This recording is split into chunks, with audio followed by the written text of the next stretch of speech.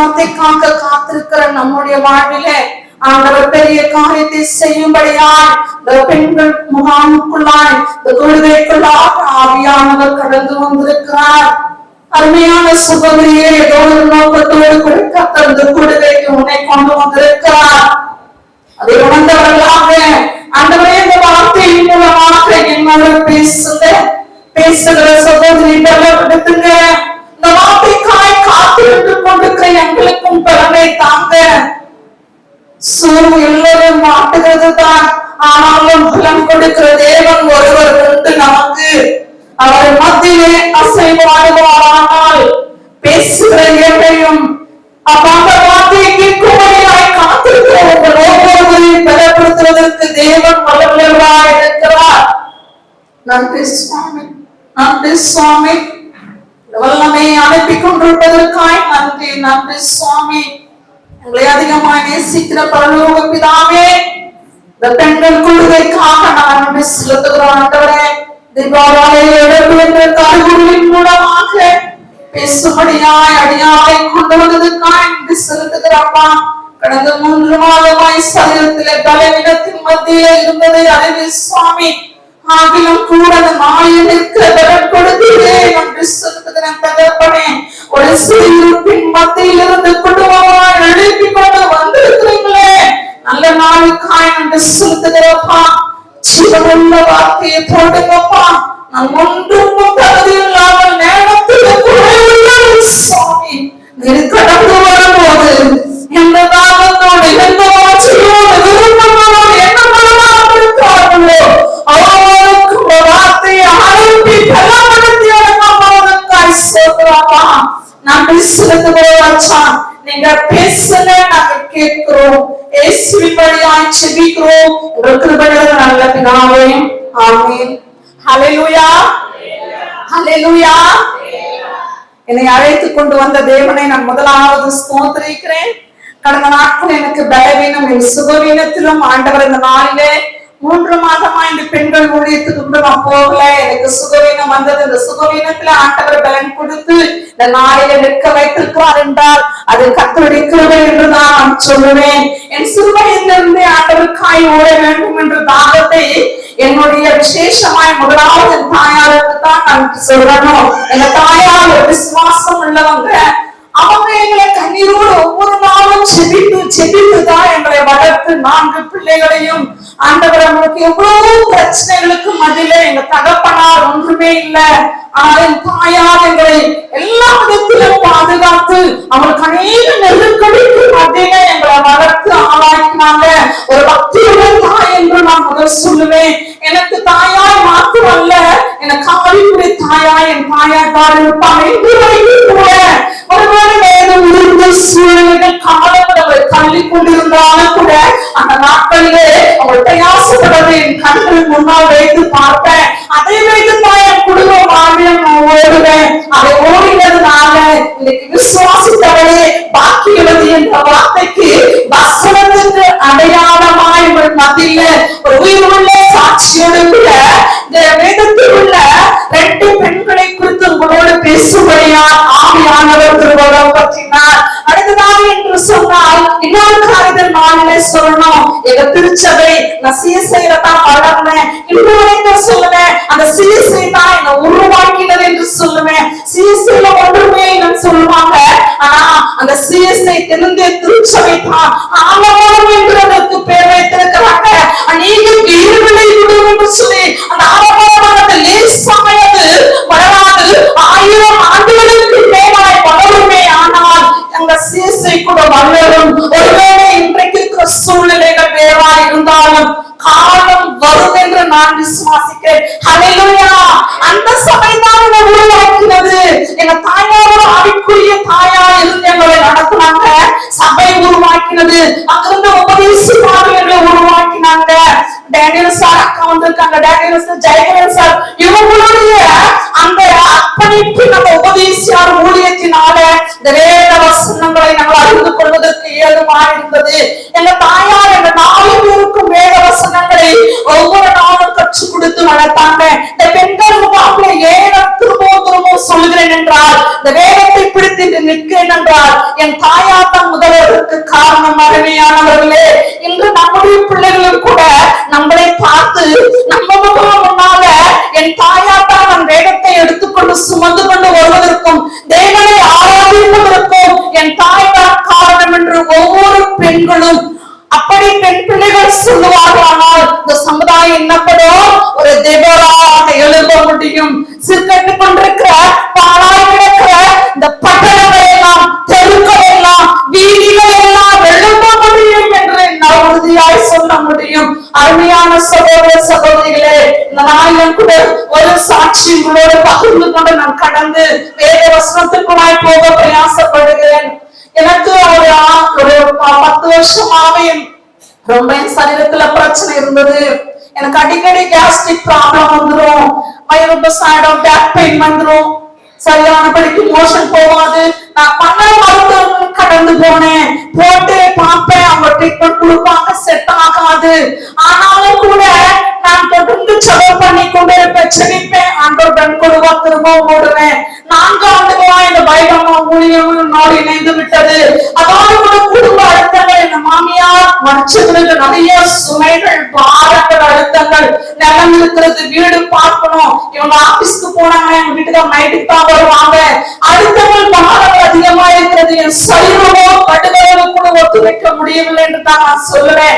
அதற்கு மத்தியில ஒவ்வொரு நாளும் நான் மெடிசன் எடுத்துப்பேன், ஓடுவேன், ட்ரீட்மெண்ட் அப்படி அதிகமான ட்ரீட்மெண்ட்டுக்கு போவேன்.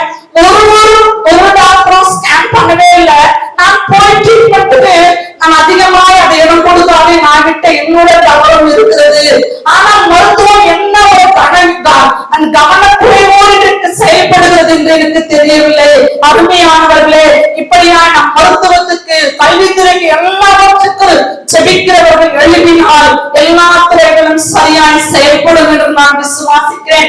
அப்படி இருந்த போது பாத்தீங்கன்னா டிசம்பர் மாசம் சரியாய் கிறிஸ்துமஸ் அன்றைக்கு நான் எல்லா வேலைகளையும் முடித்து சமைச்சு ஆள் வச்சு சமைச்சேன், பிரியாணி செஞ்சேன், எல்லாத்தையும் செஞ்சு முடிச்சு நான் கிச்சன்ல வடை போட்டுட்டு இருக்கிறேன். எனக்கு வயிற்று வலி வர ஆரம்பிச்சது.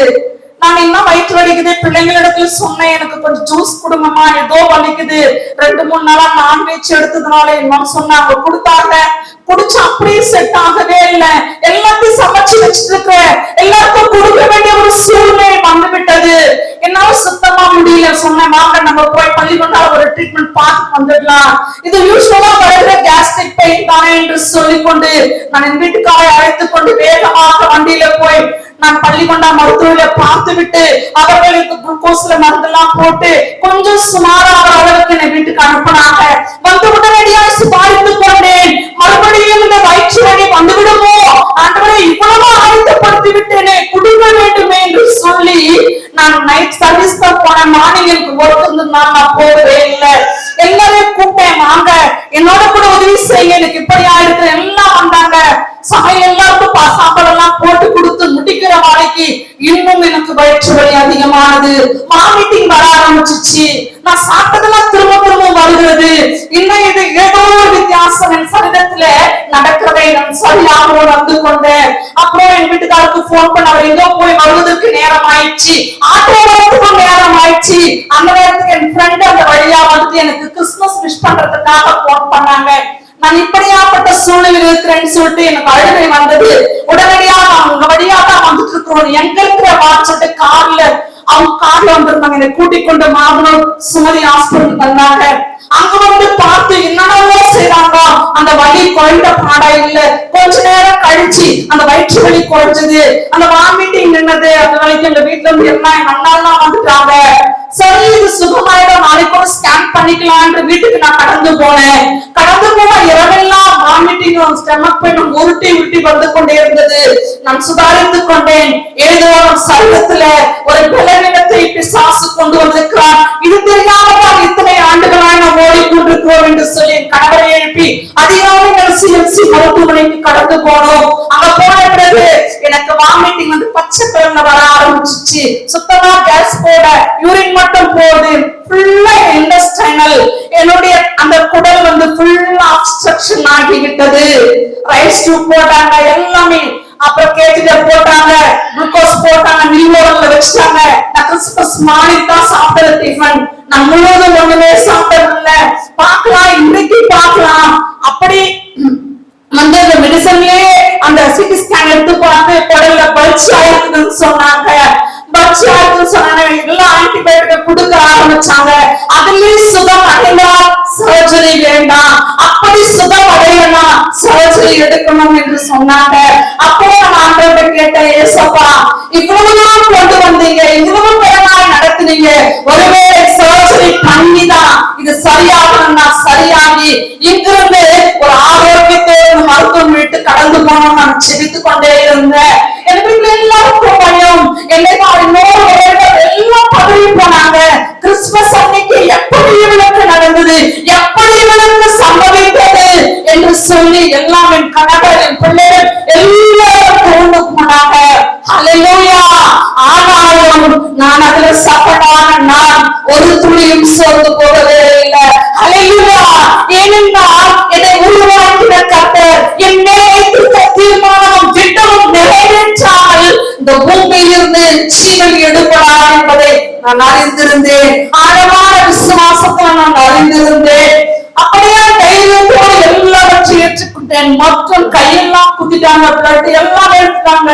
நான் சரீரத்துல ஒரு சிறு பலனை கூட ஏற்றுக்கொள்ள முடியாத ஒரு பலவீனமான பாண்டம். அதே நேரம் மனதளவிலும் நான் பலவீனத்தோடு நான் வாழ்ந்து கொண்டிருந்தேன். சின்ன பிரச்சனையானால் தாங்க முடியாது, சின்ன சரீரத்திலே வேதனையானாலும் தாங்க முடியாது.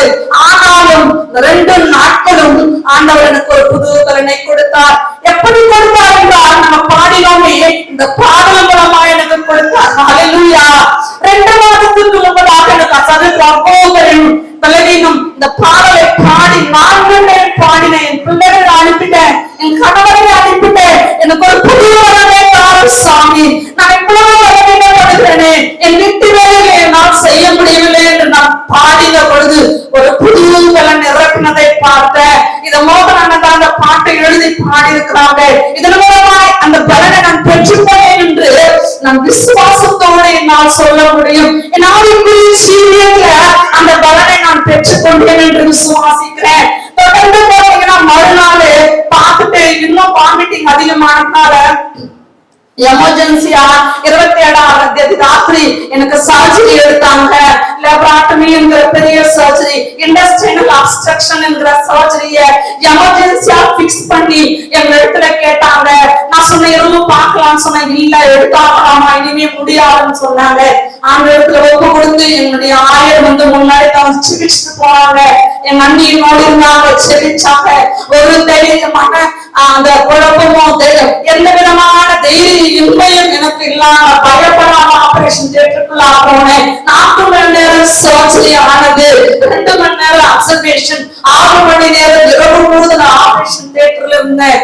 கர்த்தரனை பாதுகாப்போடு பத்திரமாய் வாழ்க்கை திருப்பி கொண்டு வந்தார். எனக்கு நடந்ததுல நான் ஐசியூக்கு மட்டும்தான் போல, எல்லாமே உடம்புல பிக்ஸ் பண்ணிட்டு இருந்தாங்க, சகலமும் பிக்ஸ் பண்ணிட்டு இருந்தாங்க. இந்த சென்ட்ரல் வெயின் சொல்றாங்க, இதன் மூலமா குளுக்கோஸே போயிட்டு இருந்தது, 2 கையில போயிட்டு இருந்தது, மருந்து போயிட்டு இருந்துச்சு. பின்னாடி அந்த சர்ஜரி ஓபன் ஆனதுனால பெரிய ஓபன் பண்ணிட்டு இருந்தாங்க. அதுக்கு ஒரு எபிடுரல் என்கிற அந்த மயக்க மருந்து இன்ஜெக்ஷன் போயிட்டு இருக்குது.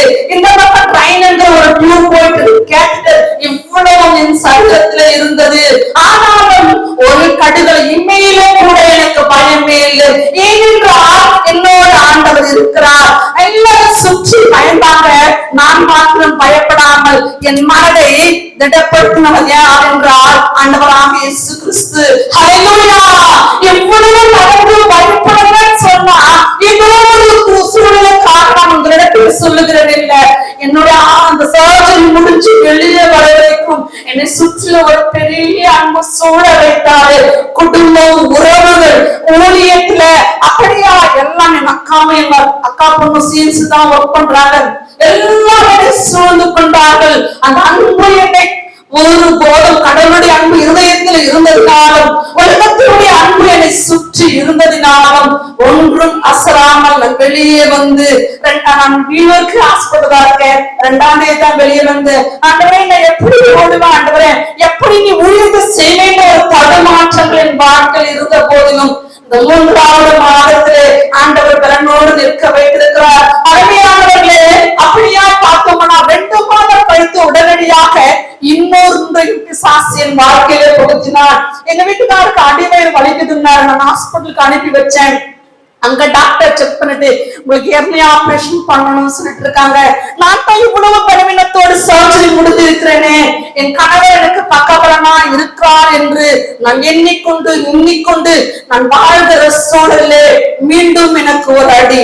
ஹல்லேலூயா! சர்ஜரி பண்ணியாலும் 2 மாசத்துல 3 மாசத்துக்குள்ள பண்ணிட்டோன்னே நாங்க உடனடியா என் இருதயம் கலங்கினது. எனக்காக போது கலங்கல, என் கணவருக்கு அப்படி சொன்னோன்னு இருதயம் கலங்கினது. எங்க நாத்தனா சொன்னாங்க, ஒண்ணு இல்ல நீ கலங்காத, நீ இப்படிப்பட்ட சூழ்நிலை இருக்கிறியே வேண்டான்னு சொல்லிட்டு அப்படியே நான் சமூகத்துல ஒப்பு கொடுத்தேன். இந்த மாதம் 2ஆம் தேதி சர்ஜரி முடிஞ்சது. அவருக்கு ஹெர்னியா சர்ஜரி முடிந்து அவரும் நானும் என் பிள்ளைகளும் குடும்பமா இந்த பெண்கள் முகாமுக்கு வருவதற்கு கர்த்தர் உதவி செய்தார். ஹல்லேலூயா! ஹல்லேலூயா! எங்கள் சரீரத்தில் இருக்கிற பலவீனத்தின் கட்டுகளை கொண்டு வந்து பிசாசு முடக்க பார்த்தான். ஆண்டவருடைய திட்டம் என்ன? இந்த பலவீனத்தின் கட்டுகளை முறித்து போட்டு யாரை அழைத்திருக்கிறாரோ, யாரை எழுப்ப சித்தமாக இருக்கிறாரோ அவர்களை கொண்டு இந்த தேசத்துல இந்த பூமியில காரியத்தை நடப்பிக்கிற தேவன் உண்மை உள்ளவராய் இருக்கிறார். ஹல்லேலூயா! ஹல்லேலூயா! வாலிப நாட்கள் இருந்தே எனக்கு பிரதர் தெரியும். பிரதர் அதிகமா சொல்லிட்டாங்க. நான் ஆண்டவருடைய வார்த்தைக்குள்ளாய் கடந்து போக நான் பிரயாசிக்கிறேன். தெபோராளே எழும்பு என்று சொல்லி கருப்பொருள் கொடுக்கப்பட்டிருக்கிறது. அருமையான சகோதரிகளே, இந்த நாளிலும் கூட அந்த சிறு வயதிலே என் தாயார் ஒரு தெபோராக எழும்பி எங்கள் குடும்பத்தை கட்டி எங்கள் பிள்ளைகளை எல்லாம் வளர்த்து ஒரு விசுவாசத்திலே உறுதியாய் நின்றதுனால உங்கள் முன்பதாக நானும் கூட உங்கள் முன்பதாக விசுவாசித்தவர்களே பாக்கியவர் என்று சொன்னவனமாய் எனக்கு ஒன்று நேரிடாது, என் எல்லைகளிலே ஒன்று வராது என்று விசுவாசித்தபடினால்தானே ஆண்டவர் ஒன்றுமில்லாதபடிக்கு மீண்டும் இந்த ஊழியத்திலே எங்களை இணைத்திருக்கிறார். ஆகையினால விசுவாசித்தவளே பாக்கியவதி. ஹல்லேலூயா! எவ்வளவு பாடுகள் வந்தாலும், எவ்வளவு நெருக்கங்கள் வந்தாலும், எவ்வளவு போராட்டங்கள் வந்தாலும் அதை மேற்கொள்ள ஆண்டவர் பலன் கொடுக்கிறார். இந்த வியாதியை மேற்கொள்ளாது, இந்த பாடியை மேற்கொள்ளாது, இந்த பலவீனங்களை மேற்கொள்ளாது என்று சொல்லி, ஏனென்றால் இவை எல்லாவற்றையும் ஆண்டவராக இயேசு கிறிஸ்து எங்கள் சிலுவையிலே உனக்காக எனக்காக சுமந்தார். ஹல்லேலூயா! அதை விசுவாசிக்கும் பொழுது அதற்கு இருக்கிற பலனே வேற. எவ்வளவு பலவீன பாண்டவர் என்று ஒருவேளை குடும்பத்திலே, சமுதாயத்திலே, நீங்க வேலை செய்கிற இடத்திலே இவன் ஞானத்திலே குறைவுள்ளவர், இவனுக்கு பலன் கிடையாது என்று ஒருவேளை உங்களை ஒதுக்கிக் கொண்டிருக்கலாம், சமுதாயம் ஒதுக்கிக் கொண்டிருக்கலாம், அவங்க குறிச்சடைகளும் ஒதுக்கிக் கொண்டிருக்கலாம், நீங்க வாழ்ந்து கொண்டிருக்கிற உறவுகளும் ஒதுக்கிக் கொண்டிருக்கலாம், உங்களை வேலை கட்டிக் கொண்டிருக்கலாம். ஏனென்றால் ஆண்டவர் சொல்லுகிறார், அவர் எப்பொழுதும் நமக்கு பலனாய் இருக்கிறாரா, அவர் நமக்கு கேடகமாய் இருக்கிறாரா. ஒரு நாள் வாழ்விலே பெண்களாக நாம் சோர்ந்து போகக்கூடாது. ஏனென்றால் பெண்கள் தான் எல்லா விதத்திலும் இன்றைக்கு சுமை தாங்கிகளாய் வாழ்ந்து கொண்டிருக்கிறோம். பெண்கள் தான் நாட்டின் கண்கள் என்று பழமொழி சொல்லுகிறது. அப்படியே ஆவதும் பெண்ணாலே அழிவதும் பெண்ணாலே என்று சொல்லப்படுகிறது. புத்தியுள்ள ஸ்திரீ வீட்டை கட்டுகிறார், புத்தி இல்லாதவளோ இடித்து போடுகிறாள். இதற்கெல்லாவற்றுக்கு சொந்தக்காரர்களாக யாரே? நாம் தான். ஹல்லேலூயா! கட்டுகிறதும் பெண்ணாலே தான், அழிவதும் பெண்ணாலே என்று சொன்னவண்ணமாய் ஆவியானவர் கட்டுகிற ஸ்திரீகளை இன்றைக்கு எழுப்பும்படியாய் தேசத்திலே கண்கள் விளாவிக் கொண்டிருக்கிறது. நீயும் நானும் கிறிஸ்துவனுடைய வேதத்தை எடுத்துக்கொண்டு ஓடிக்கொண்டிருப்போம். ஆனால் நம்முடைய தேசத்திலே எழுப்புதல் வராது, தெருக்களிலே எழுப்புதல் வராது, வீதிகளிலே எழுப்புதல் வராது. அருமையான சகோதரியே, நானும் பிரசங்கித்து விட்டு ஓடிக்கொண்டேன், ஆனால் ஒரு எழுப்புதலை காண முடியாது. ஆண்டவர் சொல்லுவார், நீ மாத்திரம் என்ன மகளே பிரசங்கிக்கிறாய், வேற என்ன எனக்காக செய்கிறார், ஏதோ உன்னால முடிஞ்சதை ஊழியத்தை தாங்கிக் கொண்டிருக்கிறார், நீ எனக்காக என்ன செய்தாய், உனக்காக யாவற்றையும் நான் செய்தேனே, உனக்காக உன்னுடைய எல்லா சூழ்நிலையும் ஆபத்துகள் நெருக்கங்களிலே உனக்கு நான் உதவி செய்தேனே, எனக்காக என்ன செய்தாய் என்று கேட்கும் போது நம் குறைவுள்ளவர்களாய் நிற்போம். சகோதரியே, நியாயாதிபதிகளின் புஸ்தகம் 5ஆம் அதிகாரம் 7ஆம் வசனம். தெபோராளாகிய நான் எலும்பும் அளவும், இஸ்ரவேலே நான் தாயா எலும்பும் அளவும், கிராமங்கள் பாழாய் போயின. போதுங்க, கிராமங்கள் பாழாய் போயின. இப்படியாய் பார்க்கிற போது தெபோராளாகிய நான் எலும்பும் அளவும், இஸ்ரவேலே நான் தாயா எலும்பும் அளவும், கிராமங்கள் பாழாய் போயின என்று வேதம் சொல்லுகிறது. அருமையானவர்களே, ஒரு கடைசி காலத்திலே வந்திருக்கிறோம். தெபோராளாக எழும்ப வேண்டிய காலத்துக்குள்ளாய் நீங்களும் நானும் வந்திருக்கிறோம். இந்த தெபோராவை குறித்து ஒரு சில காரியங்களை சொல்லிவிட்டு இதே யாத்திராகம புஸ்தகத்துல முதல் அதிகாரத்துல நம்ம எபிரேய மருத்துவச்சிகள் அந்த சிப்பியாளர் பூவாலையும் குறித்து சுருக்கமாக சொல்லி நான் முடிக்கிறேன். நான் நேரம் போவதே தெரியாம பேசிடுவேன். பேசுகிறவர்களுக்கு பரவாயில்ல, இதை கேட்கிறவர்களுக்கு ரொம்ப பலவீனம் சோர்வு வந்துவிடும். அருமையான சகோதரியே, நானும் கூட இந்த தெபோராளை குறித்து நம்ம பார்ப்போமானால், இந்த தெபோராள் இவங்க தீர்க்கதரிசியாய் இருந்திருக்கிறாங்க. இவங்க அப்படியா நியாயாதிபதியாக அந்த இஸ்ரவேல் தேசத்திலே நியாயாதிபதியாக நியாயம் விசாரித்துக் கொண்டிருக்கிறாங்க. அருமையான தேவ பெண்களே, இந்த நாளிலும் கூட இதுல அந்த நியாயாதிபதி புஸ்தகம் 4ஆம் அதிகாரத்துல முழுவதுமாய் பார்க்கிற பொழுது அதுல அந்த 1 to 24 வசனங்கள் இருக்கிறது. ரத்தின சுருக்கமாய் சொல்லி முடிக்க பார்க்கிறேன்.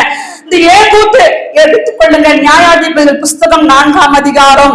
ஏகூத்து மரணம் அடைந்த பிறகு இஸ்ரவேல் புத்திரர் என்ன பண்ணாங்களா, திரும்ப கர்த்தரின் பார்வைக்கு அவங்க பொல்லாப்பானதை செய்தாங்களா.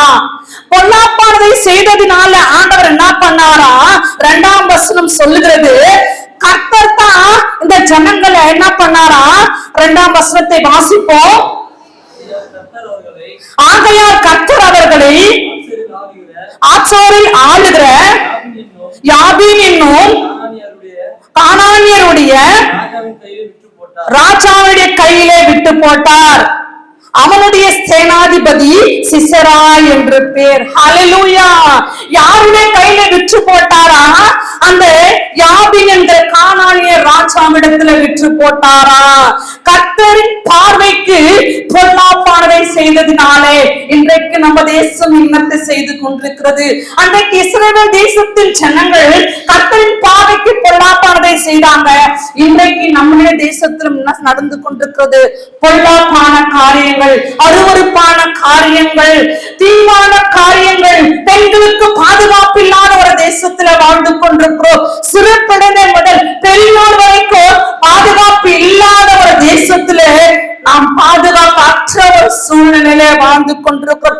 இப்படிப்பட்ட அருவருப்புகள் நிறைந்த ஒரு தேசத்திலே அன்றைக்கு அந்த யாபீனிடத்திலே ராஜாவிடத்தை விற்று போட்டது போல இன்றைக்கு கூட ஆண்டவர் பார்த்தோம்னா அன்றைக்கு ஜனங்க நம்மளும் விற்று போட்டவர்களாய் வாழ்ந்து கொண்டிருக்கிறோம்.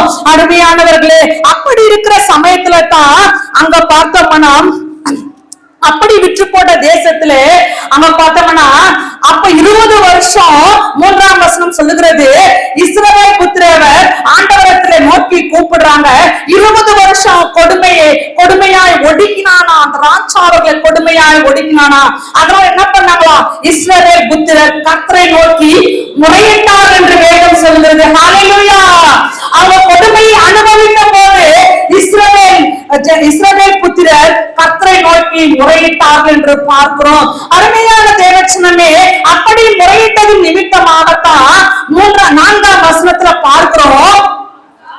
அக்காலத்திலே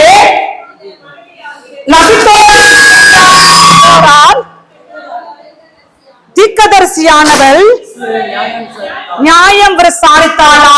தீர்க்கதரிசியாக இருந்திருக்கிறாங்க தெபோராள். அவங்க நியாயம் விசாரிக்கிறவங்களா இருந்திருக்கிறாங்க. எவ்வளவு பணிகளையும் சுமைகளையும் அன்றைக்கு பெண்கள் எடுத்துக்கொண்டிருக்கிறாங்க பாருங்க. அன்றைக்கு ஒன்றும் வசதிகள் வாய்ப்புகள் நமக்கு இருக்கிற மாதிரி சூழல் அன்றைக்கு இருந்திருக்காது. ஒன்றுமே இல்லாத ஒரு காலத்துல அவங்க தீர்க்கதரிசியாகவும் இருந்திருக்கிறாங்க. தெபோரா நியாயாதிபதியாகவும் இருந்திருக்கிறாங்க. அந்த தெபோரா தான் எழுப்பின உடனே அந்த இஸ்ரவேல் பட்டணங்கள், தெருக்கள் எல்லாம், பாழை கிடந்த பட்டணங்கள் எல்லாம், தெருக்கள் எல்லாம் கட்டப்பட்டதா. அருமையானவர்களே, இன்றைக்கு எல்லாம் நமக்கு சூழலும் சாதகமா இருக்கிறது. ஆனால் நம்மளால ஓட முடியவில்லை. இதை பிரசங்கித்துக் கொண்டிருக்கிற என்னாலேயே ஓட முடியவில்லை என்று சொல்ல முடியும். அருமையானவர்களே, காலங்கள் வரும், நம் ஆண்டவருக்காக என்ன பண்ணுவோம்? எழும்புவோம். யார் ஆண்டவருக்காக எழும்ப வேண்டும் என்று உன் உள்ளத்தில் ஒரு கடுகளவு விதை இருக்குமே, ஆனால் நிச்சயமா இன்றில்லாவிட்டால் அந்த சூழ்நிலை மாற்றி ஒரு நாள் கொண்டு வருவார். 45 ஆண்டுகளா என் உள்ளத்திலே நான் ஆண்டவருக்காய் ஓட வேண்டும். என்னை நான் சிறு வயதிலே ரட்சிக்கப்பட்ட நாள் முதல் கொண்டு என்னை ஆசீர்வதித்து அப்படியே சிறுக சிறுக என்னை பழக பண்ணி என்னை ஆசீர்வதித்திருக்கிறார்.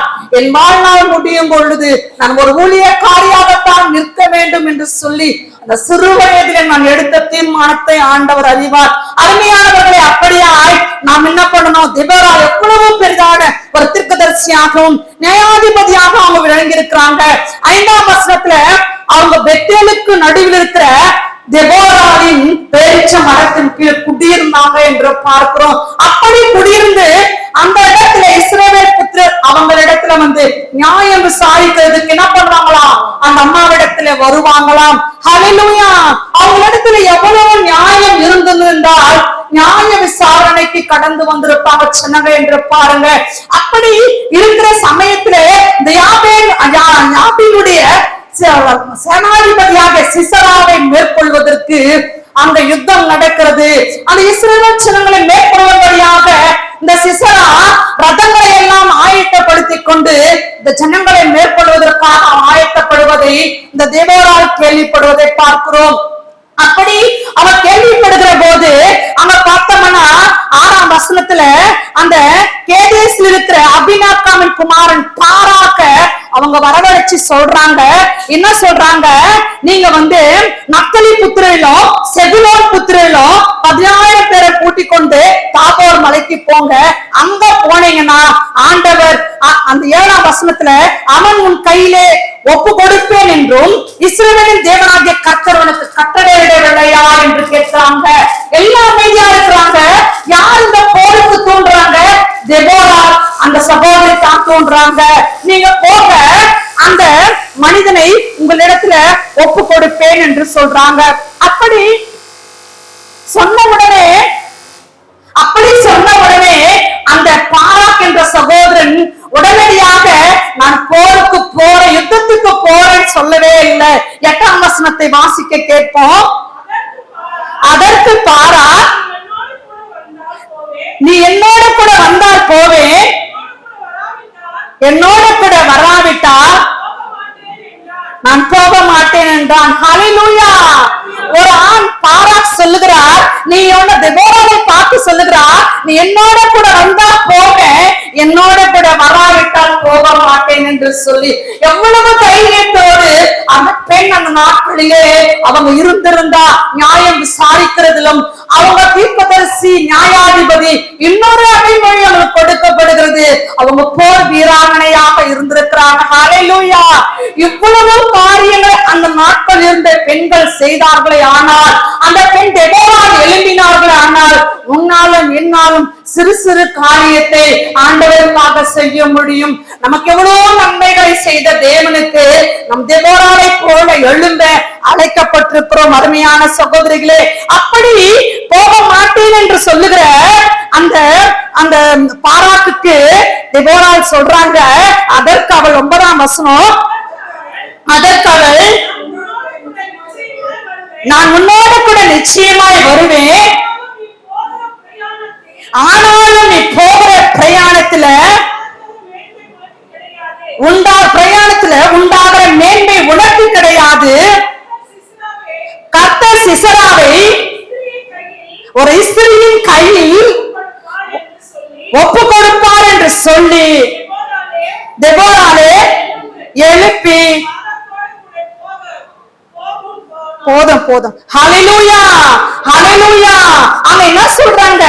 உன்னோட கூட நான் நிச்சயமா வருமே. ஆனாலும் நீ பிரயாணத்துல உண்டாகிற மேன்மை உனக்கு கிடையாது. யாருக்கா? கர்த்தர் சொல்றாரா, ஒரு சிசராவை மேற்கொள்வதற்காகத்தான் கடந்து போறாங்க. யுத்தத்துல மேற்கொள்ளதான் போறாங்க. சிசராவை தோற்கடிக்க வேண்டும் என்று போறாங்க. அந்த சிசராவை யார் கையில கொடுப்பாரா? இஸ்திரியின் கையிலே கர்த்தர் கொடுப்பார் என்று சொல்லி தெபோரா தீர்க்கதரிசனம் சொல்றாங்க. ஏனென்றால் நீ போனாதான் நீ வந்தாதான் நான் போவேன் என்று சொன்ன போது அங்கே ஒரு பெண்ணுக்கு முக்கியத்துவம் கொடுக்கப்பட்டதுனால அந்த சிசராவை யாகேல் என்ற ஒரு ஸ்திரீயிடத்திலே ஒப்பு கொடுப்பதற்கு கர்த்தர் தீர்க்கதரிசனம் உரைக்கிறதை பார்க்கிறோம். இன்றைக்கு எல்லா இடங்களிலும் ஒரு பெண் இருக்கும் போதுதான் அந்த இடத்திலே ஆசீர்வாதங்கள் வருகிறது. அங்க அநேக பெரிய காரியங்களை பெண்கள் இன்றைக்கு செய்து கொண்டிருக்கிறாங்க. எல்லாவற்றிலும் ஆண்களுக்கு நிகராய் ஓடிக்கொண்டிருக்கிறாங்க. இந்த இடத்துல ஒரு சம்பவத்தை உங்க மத்தியில முன்வைக்க விரும்புகிறேன்.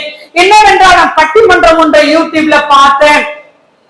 குடும்பம் நடத்துவதிலே அந்த கால பெண்கள் சிறந்தவர்களா, இந்த கால பெண்கள் சிறந்தவர்களா என்ற ஒரு பட்டிமன்றத்தை சாலமன் பாப்பையாவை எல்லாருக்கும் தெரிந்த ஒன்று. அவர்தான் நடுவராக இருந்த அந்த பட்டிமன்றத்திலே பேசினதை பார்த்தேன். அதிலே அந்த காலத்து பெண்களை குறித்து ஒரு பக்கம் வாதம், இந்த கால பெண்களை விட்டு யார் திறமைசாலிகள் என்று பேசினாங்க. அந்த காலத்தில் இருந்த பெண்களை எடுத்துக்கொண்டோமானால் அவர்கள் வாய் திறந்து பேச மாட்டாங்க. குடும்பத்திலே கணவனுக்கு, மாமியாருக்கு, மருமகளுக்கு எல்லா சூழ்நிலையிலும் அமைதியா இருப்பாங்க. ஏனென்றால் தன் கணவனுக்கு கனம் கொடுக்க வேண்டும் என்று சொல்லி மாமியார் தான் இன்றைக்கு மருமகளை சிறுமைப்படுத்தினாங்க. அப்படிப்பட்ட ஒரு வாழ்க்கைக்குள்ளாக பெண்கள் இருந்தாங்க. அப்படியாய் பெரியோருக்கு மதிச்சாங்க.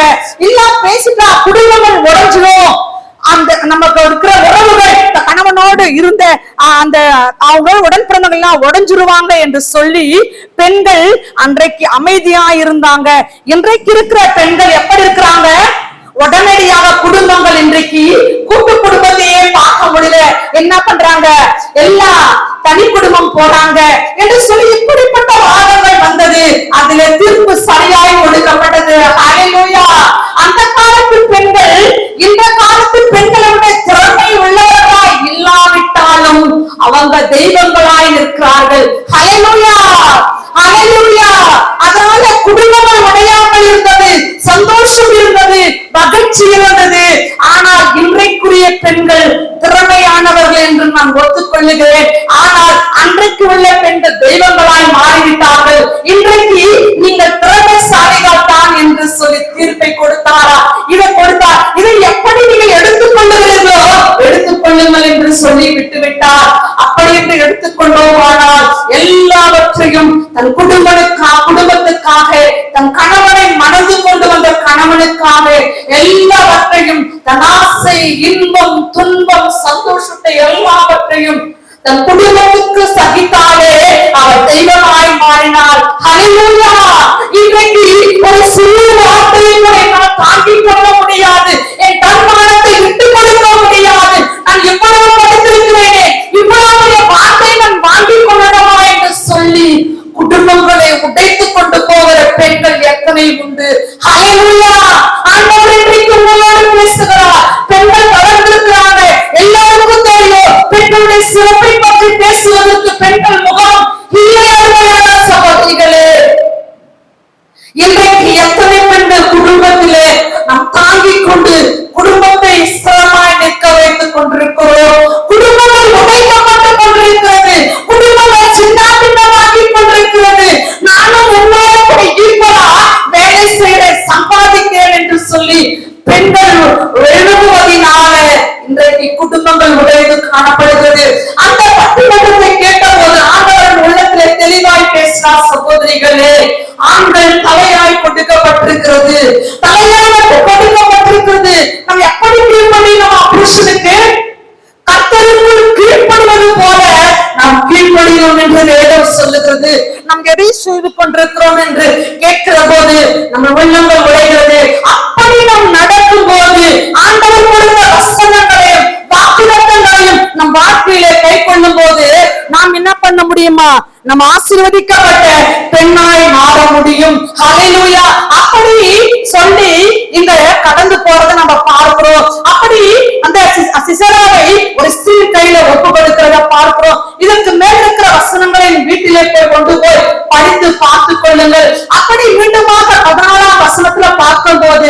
நான் சுருக்கமாக சொல்லி முடிக்கிற நேரம் கடந்துட்டோம். அப்பொழுது தெபோரா பாராக்கை நோக்கி எழுந்து போ என்று மீண்டும் அந்த தெபோராலே உற்சாகப்படுத்துவதை பார்க்கிறோம். கர்த்தர் சிசராவை உன் கையிலே ஒப்பு கொடுக்கும் நாள் இதுவே என்று சொல்லுகிறார். இதுவே கர்த்தர் உனக்கு முன்பாக புறப்படவில்லையா என்று சொல்லி அந்த பாராவை உற்சாகப்படுத்துகிற பெண்ணாய் காணப்படுகிறார். இந்த யுத்தத்தை பார்த்தோம்னால் இது பெண் ஒருத்தி அந்த தெபோராவை வழிநடத்தி கொண்டு போய் அந்த சிசராவை முறியடிக்கிறதை பார்க்கிறோம். இன்றைக்கு நாமும் ஒரு பெண் எத்தனை காரியத்தை குடும்பத்துல முறியெடுத்திருக்கிறோம். நம்ம குடும்ப வாழ்க்கை எத்தனை காரியங்களுக்கு எதிரிட்டு வந்திருக்கிறது. அதையெல்லாம் முறியடித்தவராய் நாம் நின்று கொண்டிருக்கிறோமா? இல்லையென்றால் குடும்பங்களை உடைத்துக் கொண்டு நாம் பின்னுக்கு தள்ளிக் கொண்டு நம் வாழ்க்கையிலே செயலிழந்தவர்களாக ஆசீர்வாதத்தை இழந்தவர்களாக கண்ணீரின் பாதையிலே ஓடிக்கொண்டிருக்கிறோமா என்று யோசித்து பாருங்கள். அருமையான சகோதரியே சகோதர நாளிலே அப்படியா இந்த நாள் என்று சொல்லப்படுகிறது. அப்படியா பார்த்தோமானா நான் சீக்கிரமாய் முடிக்க விரும்புகிறேன். 17ஆம் வசனத்தை வாசிப்போம்.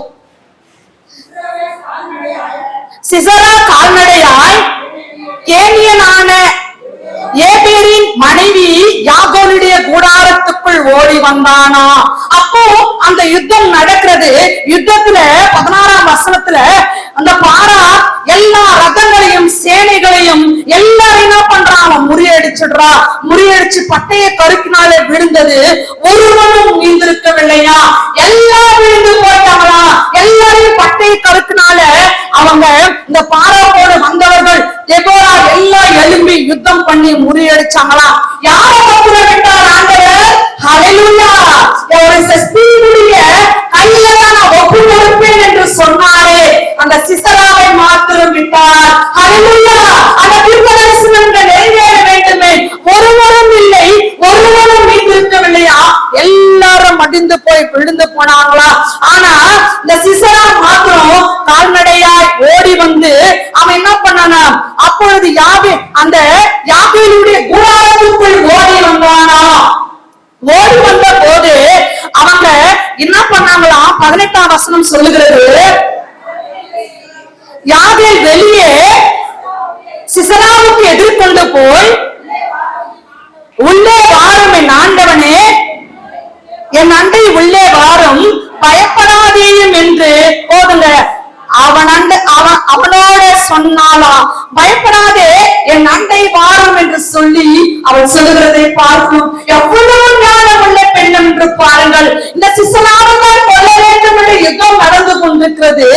இந்த யாகேல் என்ன பண்ணுகிறார்? சாமர்த்தியமாக அவனுக்கு எதிர்கொண்டு போய் நீ உள்ளே வாரும் என் ஆண்டவனே, என் அண்டை உள்ளே வாரும், பயப்படாதேயும் உனக்கு நான் பாதுகாப்பு கொடுப்பேன் என்று சொல்லி ஞானமாய் சாமர்த்தியமாய் அந்த சிசராவை உள்ளே அழைத்துக் கொள்ளுகிறாள். அப்படி உள்ளே அழைத்துக் கொண்டு அவன் என்ன பண்ணாலா? அவன் உள்ளே வந்த போது அவனை ஒரு சமுதாயத்திலே மூடினாளா. எவ்வளவு ஞானம் உள்ள பெண்களாய் அந்த நாட்களிலே விளங்கியிருக்கிறாங்க என்று பாருங்க அருமையான சகோதரி. அப்படி மூடின உடனே அந்த சிசரா என்ன பண்ணுகிறான்? எனக்கு குடிக்க கொஞ்சம் தண்ணீர் கொடும் என்று கேட்கிறான். உடனடியாக அவள் என்ன பண்றா? தண்ணீர் கொடுக்கவில்லை. அவ என்ன பண்றா? பாலை துருத்திலிருந்து எடுத்து கொடுத்தாளா. அல்லேலூயா! அங்கே அவரிடத்தில் ஈகை காணப்படுகிறது. ஆனாலும் கூட எதிரியை மேற்கொள்ளுகிற, பகஞ்சனை மேற்கொள்ளுகிற வெள்ளமும் அவளுக்கு இருந்திருக்கிறது. ஒன்னோட ஒரு பெண்கள் ஓடவே இல்லை. எல்லாவற்றும் நினைத்த பெண்களா இன்றைக்கு அன்றைக்கு வாழ்ந்திருக்கிறாங்க.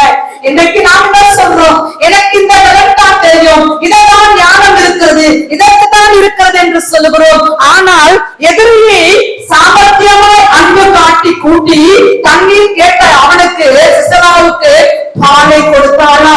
ஈகையுள்ள ஒரு ஸ்திரியாய் காணப்படுகிறார். அந்த அவன் நற்குணத்தை செய்தார், நற்கிரியை செய்த ஒரு ஸ்திரியாய் காணப்படுவதை பார்க்கிறோம். அருமையான சகோதரிகளே, மீண்டும் கொடுத்து அவன் என்ன பண்றாளா? மூடினாளா. மீண்டும் மூடி விடுகிறார்.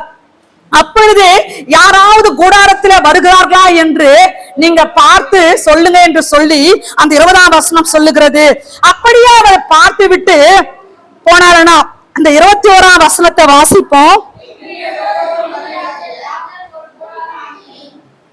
ஏபேரின் மனைவியாகி யாகேல் ஒரு கூடார ஆணி எடுத்து தன் கையிலே சுத்தியை பிடித்து கொண்டு மெல்ல அவன் அண்டையில வந்து அவன் நெற்றியிலே அந்த ஆணியை அடித்து போட்டாளாம். ஹல்லேலூயா.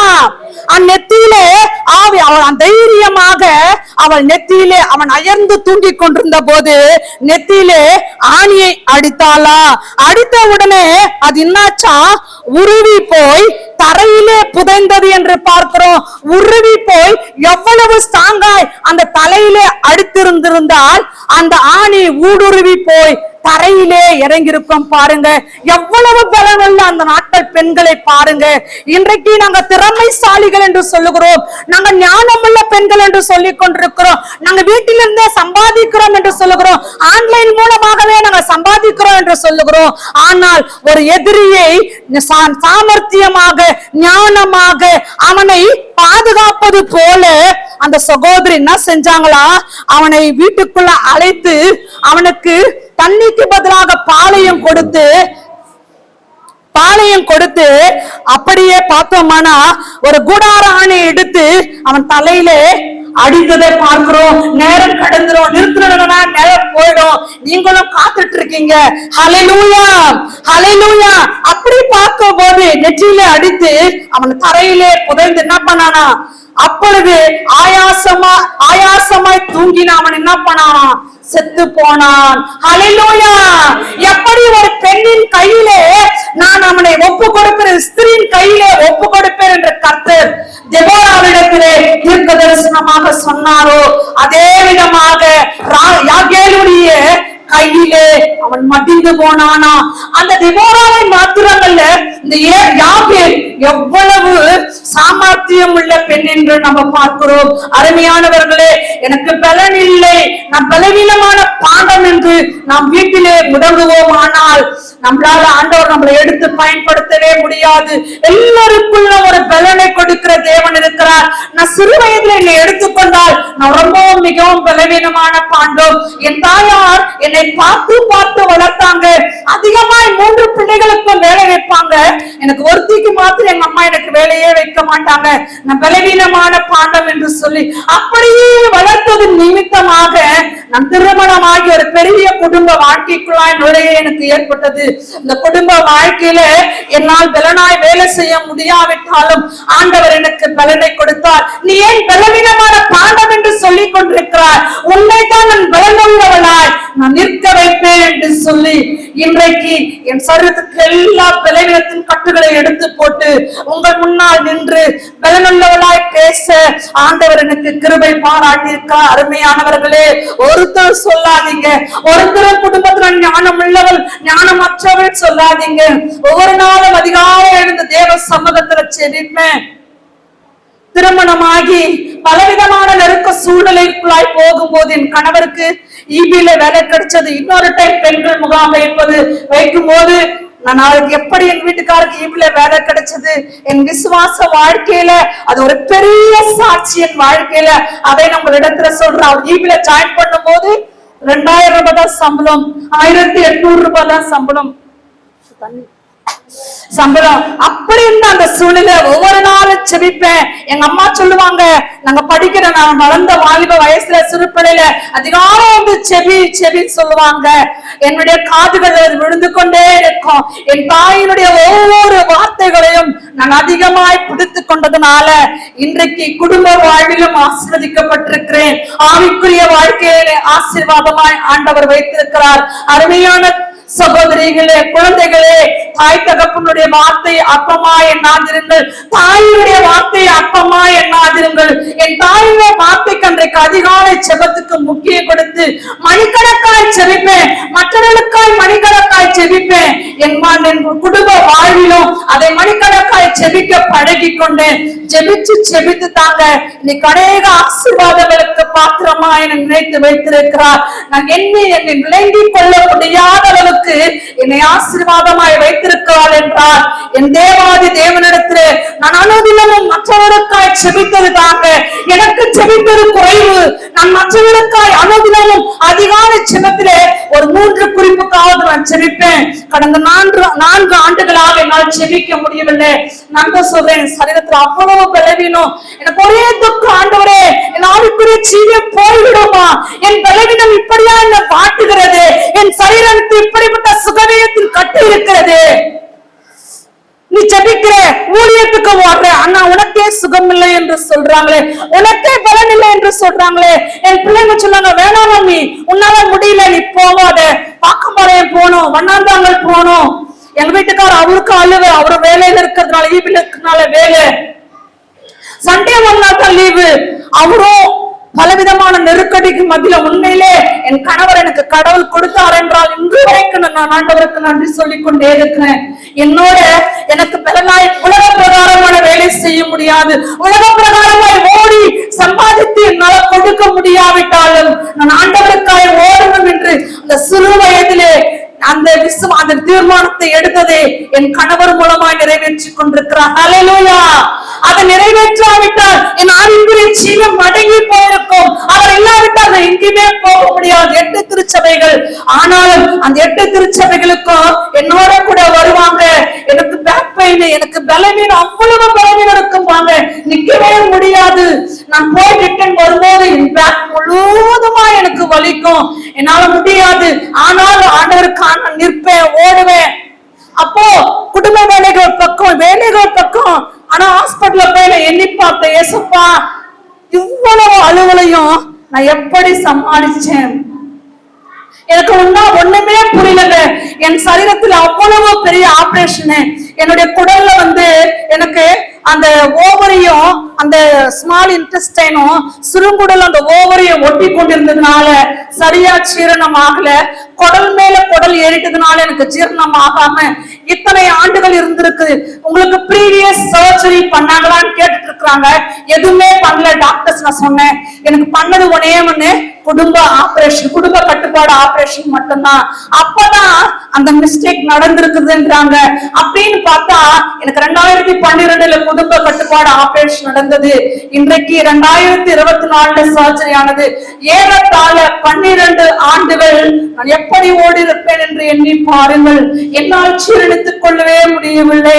என் ஆண்டவர் எனக்கு சுகம் கொடுத்திருக்கிறார்.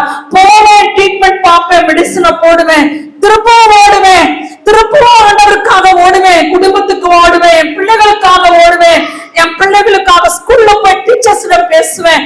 எல்லாவற்றிலும் ஓர எனக்கு பலன் கொடுத்த என் தேவனுக்கு நான் என்ன செய்யணும்? வாழ்நாள் முழுவதும் நான் முன்பே உள்ளவளாய் மாறணும். ஹல்லேலூயா.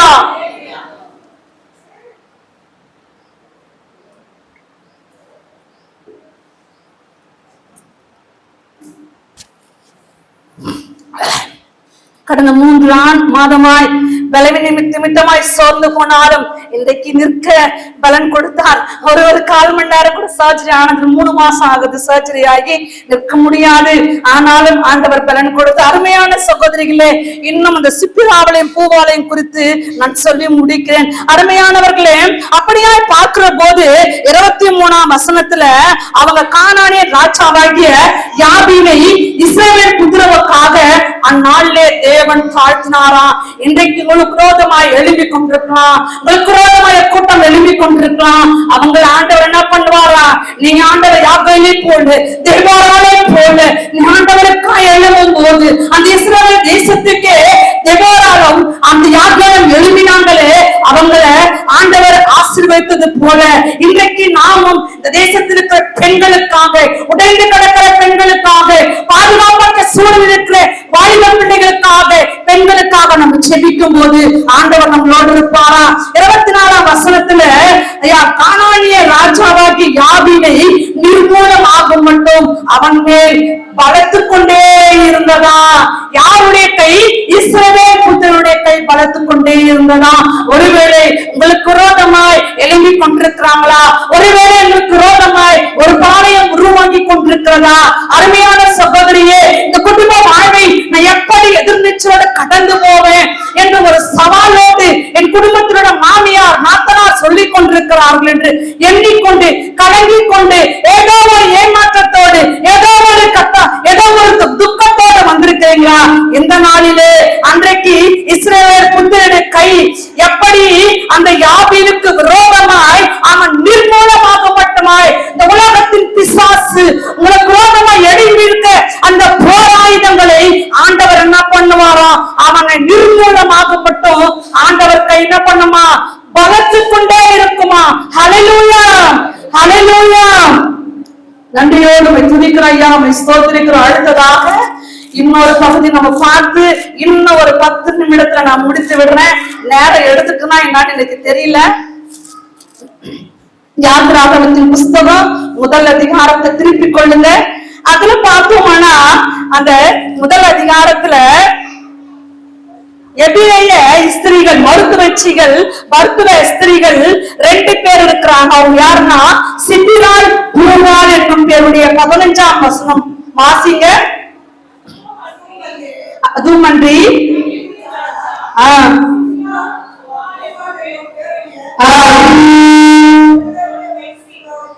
அதுவுமன்றி எகிப்தின் ராஜா சிபிராள், பூவாள் என்னும் பேருடைய எபிரேய மருத்துவச்சிகளை நம்ம பார்க்க போகிறோம். இந்த எபிரேய மருத்துவச்சிகளுக்கு முன்பதாக இஸ்ரவேல் ஜனங்க அன்றைக்கு எகிப்திலே அடிமைகளா இருந்தாங்க. எல்லாருக்கும் தெரிஞ்ச விஷயம். அந்த யோசேப்பின் மூலமாக அவங்க போய் அடைக்கலமாய் போய் அங்கேயே அவங்க பழகிட்டாங்க. அந்த ஜனங்களை அந்த எகிப்தின் ராஜாக்கள் அடிமைப்படுத்தினாங்க, கொடுமைப்படுத்தினாங்க. அவர்களை அந்த அடிமைத்தனத்திலிருந்து வெளியே கொண்டு வருவதற்கு பார்த்தோம்னா யாரை கர்த்தர் முன்னிட்டார் என்றால் மோசே தீர்க்கதரிசி. அப்படியாகத்தான் நாம் சொல்லிக் கொண்டிருக்கிறோம். அந்த இஸ்ரவேல் ஜனங்களை அடிமைத்தனத்திலிருந்து அந்த எகிப்து தேசத்திலிருந்து கானானுக்கு வழிநடத்தினது மோசே. ஆனால் இந்த மோசே எப்படி பாதுகாக்கப்பட்டார், யார் மூலமாக பாதுகாக்கப்பட்டார், இதற்கு யார் வேறா இருந்தார்கள் என்றால் இஸ்ரவேலுடைய அந்த எபிரேய மருத்துவச்சிகள். ஹல்லேலூயா, ஹல்லேலூயா. அப்படியாய் அந்த எகிப்தின் ராஜா சிபிராள், பூவாள் இடத்துல பேசி என்ன சொல்றாங்கன்னா 16ஆம் வசனம், எபிரேய ஸ்திரீகளுக்கு மருத்துவம் செய்யும் போது அவர்கள் மனையின் மேல் உட்கார்ந்து பார்த்து, ஆண் பிள்ளையானால் கொன்று போடுங்கள், பெண் பிள்ளையானால் உயிரோடு இருக்கட்டும் என்று ராஜா சொல்லுகிறதை பார்க்கிறோம். அருமையானவர்களே, ஆண் பிள்ளையானால் கொன்று போட்டால் இந்த ஜனம் இனி விருத்தி அடையாது என்று சொல்லி இந்த பார்வோன் ராஜா மருத்துவச்சிகளிடத்திலே சொல்லுகிறதை பார்க்கிறோம். 17ஆம் வசனம் சொல்லுகிறது, மருத்துவச்சிகளோ தேவனுக்கு பயந்ததினால என்ன பண்ணாங்க, எகிப்தின் ராஜா தங்களுக்கு இட்ட கட்டளைப்படி செய்யாமல் ஆண் பிள்ளைகளையும் உயிரோடு காப்பாற்றினார்கள். அந்த ராஜாவுடைய சட்டத்தையே அந்த மருத்துவச்சிகள் மீறினதையும் பார்க்கிறோம். அருமையானவர்களே, எங்களுக்கு பைபிளமா நான் ஊழியம் செய்வதனாலே எங்களுக்கு டைசிஸ்ல ஒரு புத்தகம் கொடுக்கப்பட்டுள்ளது. ஒவ்வொரு மாதமும் ஒரு பெண், ஒரு தீர்க்கதரிசி. அதன் மூலமாய் வேதத்திலே 4 வருடமா நான் ஊழியம் செய்து கொண்டிருக்கிறேன். அநேக பெண்களை குறித்து ரகசியங்களே, புதை பொருள்களே எங்கள் பேராயும் வெளியே கொண்டு வருவது என்று சொல்வதற்கு நானே சாட்சியாய் இருக்கிறேன். அருமையானவர்களே, அப்படியா அதுல இருந்துதான் இந்த காரியத்தை ஒருவேளை மேலோட்டமாய் நாங்கள் வாலிப நாட்களிலே, படித்த நாட்களிலே படித்திருக்கலாம். ஆனால் இதிலிருந்து புதை பொருளை வெளியே கொண்டு வந்து எனக்கு காண்பித்தது என்று நான் வேறு பேராயத்தை சொல்லுகிறேன். மருத்துவச்சிகள் என்ன பண்ணாங்க, தேவனுக்கு பயந்ததினால கட்டளையே அவங்களால அந்த எகிப்தின் ராஜாவுடைய கட்டளையின்படி செய்யாம ஆண் பிள்ளைகளை மாத்திரம் அவங்க என்ன பண்ணாங்களா, காப்பாற்றினாங்களாம். அப்படி காப்பாற்றுகிறதை இது யாருக்கு, யார் கேள்விப்பட்டது, எகிப்தின் ராஜா பார்வோன் கேள்விப்படுகிறதை பார்க்கிறோம். எப்படி இவர்கள் ஆண் பிள்ளைகள் காப்பாற்றப்படுறாங்க என்று கேட்கிறாங்க. அப்போ அதற்கு மருத்துவச்சிகளை இந்த பார்வோன் ராஜா அழைக்கிறாரு. 19ஆம் வசனம், அதற்கு மருத்துவச்சிகள் பார்வோனை நோக்கி, எபிரேய ஸ்திரீகள் எகிப்திய ஸ்திரீகளை போல அல்ல, போதுங்க, அவர்கள் நல்ல பலம் உள்ளவர்களா. எபிரேய ஸ்திரீகள் எப்படி இருக்கிறாங்களா, நல்ல பலம் உள்ளவர்களா. இஸ்ரவேல் பெண்களாகிய நாம் என்னவா, நாமும் கூட பலம் உள்ளவர்கள் என்று வேதம் சொல்லுகிறது. அருமையான சகோதரிகளே, மருந்து வச்சு அவர்களிடத்துக்கு போக முன்னே அவர்கள் பிரசவித்து ஆகிவிடுகிறது என்று பார்க்கிறோம் என்று பார்வோனிடத்திலே சொல்லி அவர்கள் தப்பித்துக் கொள்ளுகிறதை பார்க்கிறோம். எவ்வளவு ஞானம் உள்ள நாட்டு பெண்களை பாருங்கள். 20ஆம் வசனம், இது நிமித்தம் மருத்துவர்களுக்கு என்ன செஞ்சார் ஆண்டவரே? நன்மை செய்தாரா? ஆண்டவருக்காக சட்டத்தை மீறி, பார்வோனுடைய சட்டத்தை மீறி ஆண் பிள்ளைகளை காப்பாற்றின இந்த மருத்துவர்களுக்கு ஆண்டவர் நன்மை செய்தாரா? எவ்வளவு சட்ட திட்டங்கள் இருந்தாலும் கூட இன்றைக்கு சந்து போதெல்லாம் கைப்பிரதிகள் நுழைந்து கொண்டுதான் இருக்கிறது. சந்து போதெல்லாம் ஓடி சுவிசேஷம் ஓடிக்கொண்டுதான் இருக்கிறது. இவர்களுக்கு என்ன செய்வாரா ஆண்டவரே? நன்மை செய்வாரா? ஜனங்கள் பெருகி மிகுதியும் பலத்து போனாங்களா? பெருகி மிகவும் பலத்து போனாங்களா? இன்னொரு காரியத்தை ஆண்டவர் அந்த மருத்துவர்களுக்கு செய்யறாரு.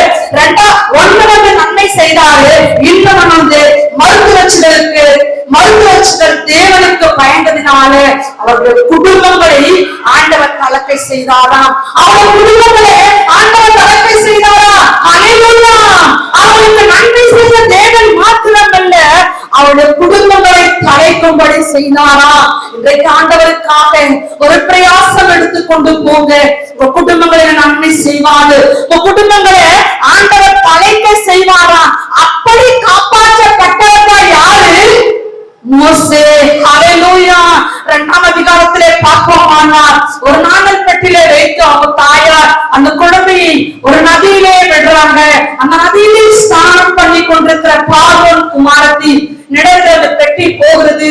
இதை அவங்க தாயார் ஒளிந்து கொண்டு பார்த்து கொண்டிருக்கிறாங்க. அந்த பிள்ளையை எடுத்து பார்வோன் வளர்ப்பதற்கு அந்த குழந்தையினுடைய தாயின் இடத்துக்கே வருகிறது. அந்த குழந்தையை வளர்ந்து அந்த மோசையின் மூலமாகத்தான் இஸ்ரவேல் ஜனங்க அவ்வளவு ஜனங்களும் ஆண்டவர் வழிநடத்தி இரவும் பகலாக வழிநடத்தி கானானுக்குள்ளாய் நுழைவதற்கு விட்டிட்டது மோசே. இதற்கு காரணம் யாருங்க? இதற்கு வேறு யாருங்க? மருத்துவச்சி பெண்கள். ஹல்லேலூயா! பெண்கள் தான் விட்டு இருக்கிறாங்க. அந்த நாட்களில் சுவிசேஷம் வெளியே போவதற்கும் ஆண்டவரோடு கூட ஆண்டவராக இயேசு கிறிஸ்து பிறந்தது முதல் கல்லறை வரைக்கும் உயிர் தெழுந்த வரைக்கும் பெண்கள் கூட இருந்திருக்கிறாங்க. இன்றைக்கு நீங்களும் நானும் கூட இருக்கணும். நான் இதுல இருந்தே குடிச்சிடுறேன், நேரம் கடந்துச்சு என்று நான் எடுத்து வந்த வெளியே வசனங்கள் சொல்லுவதற்கு நேரம் இல்லை. நேரம் இருக்கும் போது ஒரு இடத்துல வந்து மீதியான காரியங்களை பகிர்ந்து கொள்ளுகிறேன். கண்களை மூடி தேவ சமூகத்துல ஒரு திசை செபிப்போமா? நம்பியோடு துதிக்கிறோம் ஐயா, சோதரிக்கிறோம் சோதரிக்கிறோம் சோதரிக்கிறோம் தகப்பனே. அப்பா நன்றி செலுத்துகிறோம் ராஜா. இவ்வளவு நேரமாய் நீர் எங்களோடு கூட இடைப்பட்டீரே, மக்கு ஸ்தோத்திரம் அப்பா. எப்படி அடியாளுடைய வாழ்க்கையில பலன் இல்லாதவள் என்று ஓடிக்கொண்டிருந்த என்னை இன்றைக்கு பலப்படுத்தி நிற்க வைத்திருந்தது போல சுவாமி.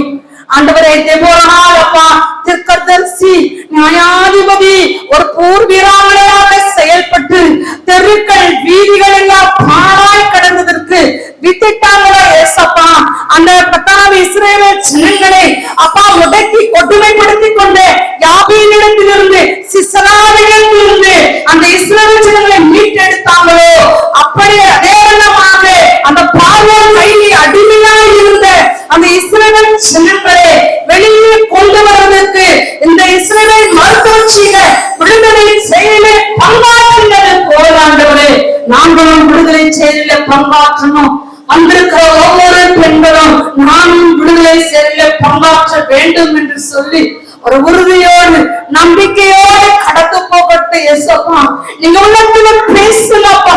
நானும் செபிப்பேன், நானும் இயேசுவுக்கா எழுவேன், நானும் இயேசுவுக்கா ஓடுவேன் என்று சொல்லி அப்பா நாங்கள் பட்டணம் தோறும் வீதிகள் தோறும் தெருக்கள் தோறும் நாங்க இனி எழும்பணும் இயேசுப்பா. நீங்க எடுத்து எங்களை பயன்படுத்துங்க. அநேகருக்கு மாதிரியாக இந்த தேசத்தில் இருக்கிற பட்டண பெண்கள் எல்லாம் ரட்சிப்புகளாய் வருவதற்கு எங்களை எல்லாம் உறுதுணையாய் எடுத்து பயன்படுத்துங்க. இயேசுவின் வழியாய் செபிக்கிறோம் எங்கள் கிருபை நிறைந்த நல்ல பிதாவே, ஆமென். உயிர் வாழும்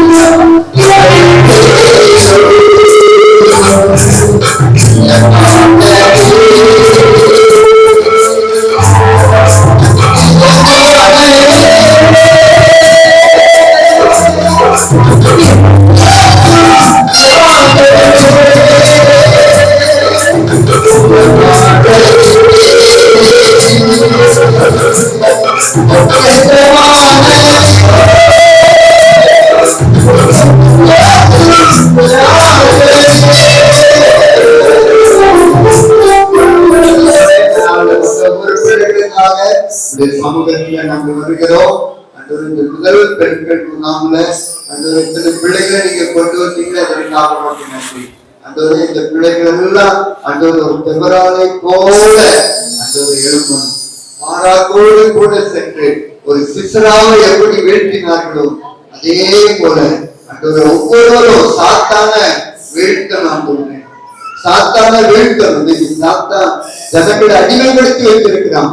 அந்த சாத்தான எல்லாம் பிள்ளைகள் வீழ்த்துகிற விதத்துல ஒரு செவராலை போல எழுப்பி பிரகாசிக்க ஒவ்வொருவருக்கும் கிருபை கொடுக்குமா. ஒவ்வொருவரும் நீங்க ஆசீர்வதித்து அனுப்புங்க. ஒரு செவராள்களாக கிராமத்திற்குள்ள அனுப்புங்க. அவரவர் இருக்கிற இடத்துல ஜனங்கள் ரட்சிக்கப்படுவதற்காக, காக்கப்படுவதற்காக பிரயாசப்படுகிற பிள்ளைகளாக ஒவ்வொருவரையும் ஆசீர்வதியும் மத்தியில செய்து கொண்டு வந்த அருமையான சகோதரிக்காக சொல்லிக்கிறேன். பலப்படுத்தும் இன்னும் ஊழியத்தின் பாதையில வல்லமையாயிருந்து பயன்படுத்தும். அநேக பெண்களுக்கு பிரயோஜனமுள்ள ஒரு பாத்திரமாய் எடுத்து பயன்படுத்துங்க. அவருடைய கண்மனாரை ஆசீர்வதிங்க, ரெண்டு பிள்ளைகளை ஆசீர்வதிங்க, முழு குடும்பத்தையும் ஊழியத்தின் பாதையை எடுத்து பயன்படுத்துங்க. நான் வந்த ஒவ்வொருவரையும் நீங்க ஆசீர்வதிங்க. அதற்காக உங்களுக்கு நன்றி சொல்லுகிறோம், நன்றி சொல்லுகிறோம், நன்றி சொல்லுகிறோம், நன்றி சொல்லுகிறப்பா. பாடுங்க, சாட்சி சொல்ல அன்றொரு அத்தனை பிள்ளைகளையும் நீங்க ஆசீர்வதிங்க, ஆசீர்வதிங்க. அன்றொரு இந்த பெண்கள் முகாமுக்காக செழித்த, கொடுத்த, உழைத்த அத்தனை பிள்ளைகளையும் ஆசீர்வதிக்கிறார். துதிகன மகிமெல்லாம் ஒருவருக்கு மாத்திரம் செலுத்துகிறோம். இயேசுவின் நாமத்தில் ஜெபிக்கிறோம் நல்ல பிதாவே.